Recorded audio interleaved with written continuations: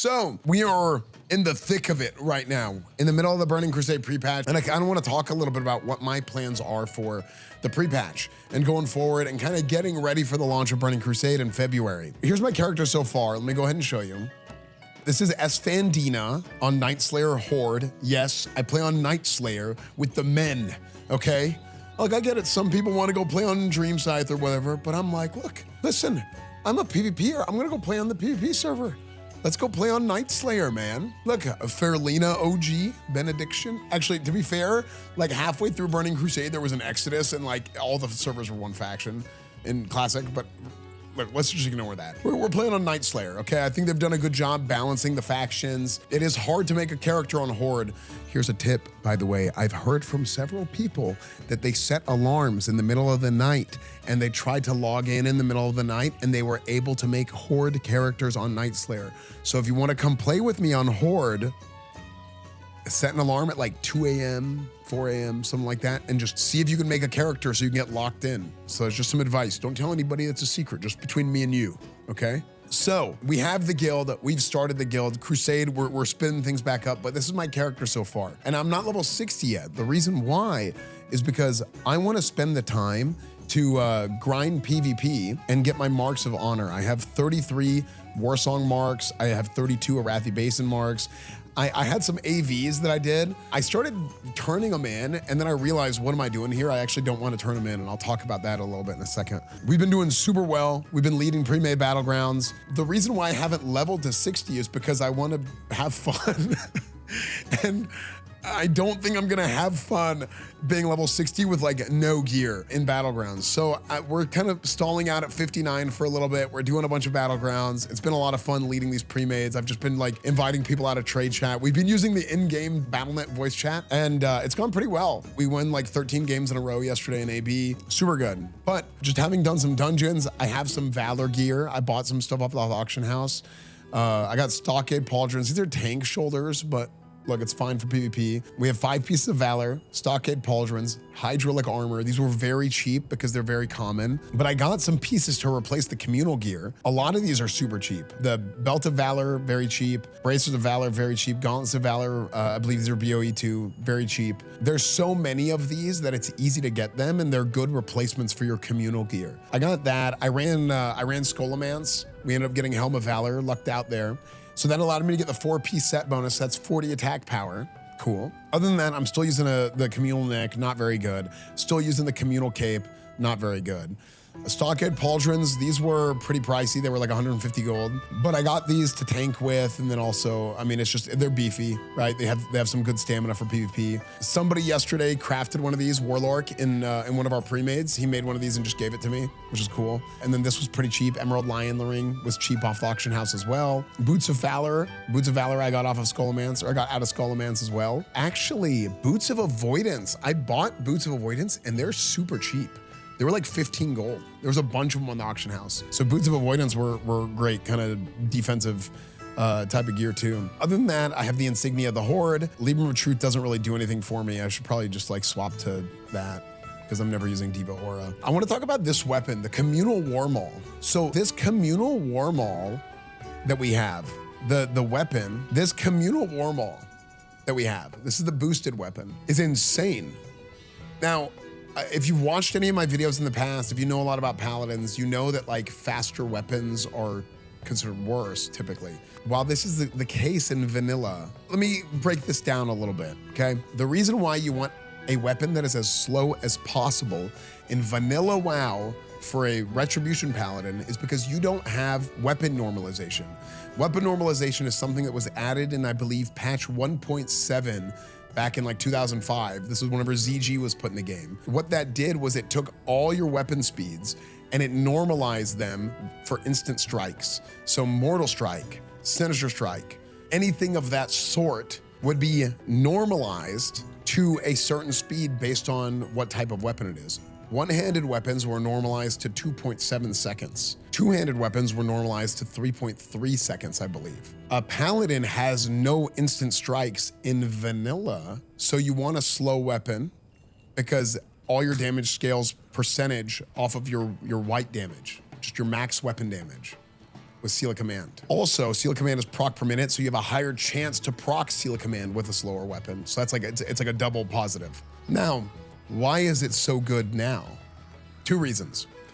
The reasons why this is so good now, that DPS, that 62.8 DPS on a green level 58 weapon is insanely high. That is almost as much damage per second as the Unstoppable Force that you get in AV, which is like a low tier level 60 epic weapon, like first phase. Now, what does that mean? Well, now in Burning Crusade, you do have an instant strike if you're spec'd for it. And that's why I'm running Crusader Strike here at level 59, because it does 110% of my weapon's damage. But that 110% of my weapon's damage is not 365 top end, because it's 2.7 seconds. So what ends up happening is you end up taking, and I'll do the calculation for you. Here, the classic WoW brain is kicking in a little bit. I used to do this, dude, this is like, dude, somebody hit the rewind button on my stream like 10 years just now. This is the kind of stuff I used to do all the time. You take this 62.8 damage, right? 62.8 damage. And then you multiply that by 2.7, and that's what you have here.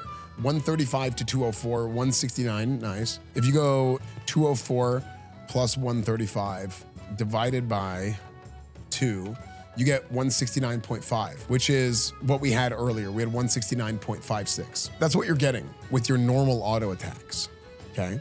Now follow along here. Your Crusader Strike is not 2.7, it's 3.3 because of weapon normalization. So you have the highest DPS weapon that you can possibly have at this level using a communal war maul. You cannot get a 63 DPS weapon before level 60. So this boosted weapon is actually insane, but only for Crusader Strike. Now let me keep going here. So I go 62.8 and then I go times 3.3. Instead of 169, we're at 207. So you're now doing like 40 more damage. 38.24, right? Roughly 40 more damage with the weapon normalization than you are without the weapon normalization. So now we're looking at like 207 times 1.1, because how Crusader Strike works. In the last patch of Burning Crusade, the way Crusader Strike works, it's all physical damage that does 110% of the weapon damage. So how this is calculated, you have that 207.24 because we have 62.8 times 3.3. Now, this is actually even more than this. Okay, this is actually even more than this here, because your attack power, we have 727 attack power right now. 14 attack power is 1 DPS. If you go 3.3 seconds instead of 2.7, let's add our attack power. 727 divided by 14 is 51.9 plus 62.8 times 3.3. It's 114 damage per second. Right here, we're looking at 114. So what we just saw is this is our bonus damage from attack power. This is our base weapon damage, or DPS. And then I have 3.3. We're actually not gonna do this. We're gonna do times 1.06, because we do 6% more damage with two-handed weapons with this talent. And that puts us at 121 DPS. So we can cross-reference this by scrolling over here, 121.6 damage per second on the character screen. So this is the weapon damage plus the 14 attack power per DPS of my attack power applied to the weapon. And then the 6% weapon damage, 6% damage increase from two-handed weapon specialization. So that's how you get all this. So again, what we're talking about here is why the communal war maul is so good. Now, this has 2.7 attack speed. That 121 damage right here, 121.6, with the instant strike, it is not 2.7 anymore, it is 3.3. So we go times 3.3 normalized for 401, and then we go times 1.1 because Crusader Strike does 110% weapon damage. Yeah, it's an instant strike, refreshes all your judgments, 110% weapon damage. So times 1.1 again. So now what we're looking at is 441 damage for Crusader Strike. So that's why right now with this weapon at level 59, this is the highest damage Crusader Strike weapon there is. Your instant strikes do tons of damage. And there's like a bunch of different PvP builds in Burning Crusade. Sometimes you run Crusader Strikes, sometimes you don't. But specifically right now, Communal War Maul is it's very, very, very strong. The Boost Hammer is super strong for that. Now, on the flip side, first let's compare. With weapon normalization, your Crusader Strike is at 441 base damage. If you weren't normalized, if you didn't have weapon normalization, then what you would have is you would take this number and you would go 365 plus 291 divided by 2, 328 times 1.1, 360. So 80 more damage because of weapon normalization and how fast of a weapon this is and how high DPS it is. It's crazy. Now, the other thing with the Communal War Maul, it's 2.7 seconds. Now, this is what's bad about the Communal War Maul. If I'm using Seal of Command has 7 procs per minute. That is how the proc chance of it is calculated. The proc rate is 7 procs per minute. The chance is derivative of that. So if I have 60 seconds in a minute and then I have a 2.7 second weapon, that means I have 22.2 swings per minute, repeating of course, with my Communal War Maul. If 7 of those swings is a Seal of Command, then that means my proc chance of Seal of Command is 0.315. which is pretty bad. Now compare that to like a 3.8. Like if I had a 3.8 speed weapon, you're looking at like a 44% chance of proccing Seal of Command. I think it's 44, it's maybe 43, something like that. Because if I'm doing 60 divided by 3.8 and then 7 divided by that, yeah, 44.3. Yeah, 44.3, repeating of course, percentage chance to proc Seal of Command with a 3.8 speed weapon.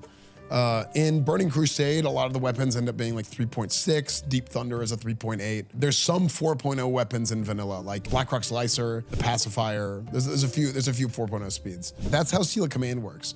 Now, let's talk about seal twisting. Specifically, right now, you can seal twist Seal of Righteousness with Seal of Command, and it's a 2-way twist. What is a 2-way twist versus a 1-way twist? In Burning Crusade, I don't know if things are gonna be different this time around, but Seal of Blood, Command to Blood is a 1-way twist. You can't go Blood to Command, but you can go Command to Blood. I don't know if this is something Blizzard intends to change or what, but on some private servers in the past, you could 2-way twist. In Burning Crusade 2021, it was a 1-way twist. But yeah, how this works with a 2-way twist, you can use a faster weapon because I can go from Righteousness to Command and I can go from Command to Righteousness. For example, I will show right now, if I have Command up right here and I want you to look at the top of my screen, look at the top right of my screen, you see that buff? So when I hit Seal of Righteousness, I'm gonna have 2 seals up at the same time. You see that? If I swing in that window of time, that like, right there.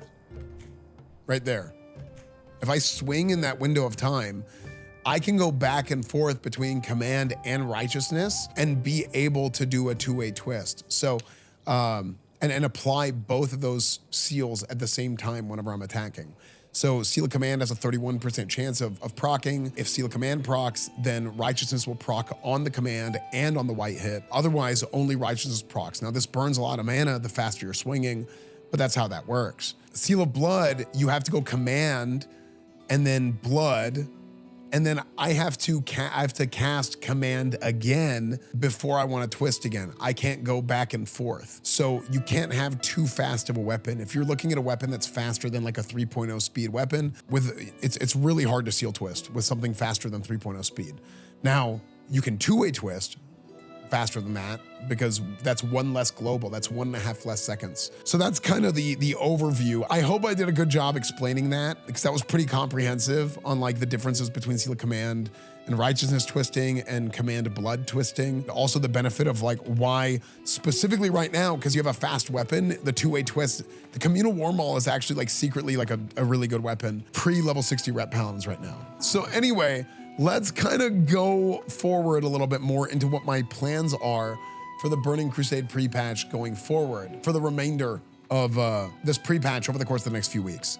Now, I may be missing Burning Crusade launch. I'm trying to come up with a plan to be able to stream Burning Crusade on launch. I'm going to the Super Bowl on Super Bowl week. So there's a lot of stuff going on. I'm going to be doing some stuff with the Minnesota Vikings. I'm playing like Fortnite at the Super Bowl. And then there's something else, another big stream that I'm doing right before the Super Bowl that I think has not been announced yet. So I can't say what it is, but stay tuned for that. But Burning Crusade is coming out February 5th. I really wish they would have released it. How could Blizzard have done this to me? I'm like the freaking poster boy of Burning Crusade, and they've released it on the 1 week I needed them to not release it on. No, I'm gonna figure out Burning Crusade launch, but until then, kind of what I'm planning on doing is I wanna go through and I wanna stock up a bunch of marks of honor. Because I remember back in the day, whenever we hit 70, I mean, the main thing for me is PvP. I wanna push arenas. I wanna get Gladiator again. I mean, dude, we were doing a bunch of Burning Crusade arenas. We had a session where we went 33-3 at 2200 rating on the PTR, which is crazy. I mean, I'm really lucky because I got like the best shamans to play with. We got like Mosquitoes, and we have Settle, obviously. Settle's running it back. Kilowave. I talked to Kilowave recently. He's coming back too. It's gonna be fun. Anyway, what my plan is, going into Burning Crusade, I wanna get all these marks of honor saved up so that whenever I hit level 70, I can get my honor gear quickly enough to where I can get like my set bonuses and get some resilience and stuff and go into the arena as quickly as possible. And I think the arena season drops February 17th. And actually, I talked to Gorthax, my editor. He's putting together a video from that 33-3 session that we did, that arena session we did. He sent me like the work in progress. It's looking really good. So we got to release that PvP video soon. I think that's gonna be pretty hype whenever that comes out. But that's kind of what the plan is for my character's preparation. I want to get all my marks of honor. I want to run the raids as well. So once I'm ready to level to 60, I'm going to lead the raids. We'll do MC, BWL, and so on to try and get some gear to level up with. And I'm also inviting into Crusade. So there is a guild application. I've been inviting people to the guild. There's already a lot of applications already in. It's on my Twitter. Guild application is on my Twitter. So if you guys want to go there, follow my Twitter, apply to the guild if you guys want to be a part of Crusade. The application is more of a census than it is like a hard and fast application. It's more of like a, hey, this is what my guild's about. This is how I want to lead Crusade. This is actually like the third rendition of Crusade. I'm very proud of my guild. And I very much just like knowing who's in my guild, and I like knowing who I'm playing with, and kind of getting the right kind of people and building the right culture around the guild is super important to me. The plans for Crusade this time around is pretty much just Burning Crusade for Anniversary. Inevitably, there's gonna be people that still probably wanna play in Wrath, and then, you know, our blessings will be upon them, but I'm not planning on playing Wrath going forward. But yeah, join Crusade, yeah. Make world PvP great again, that's true. So yeah, we're playing on Horde, we're playing Night Slayer.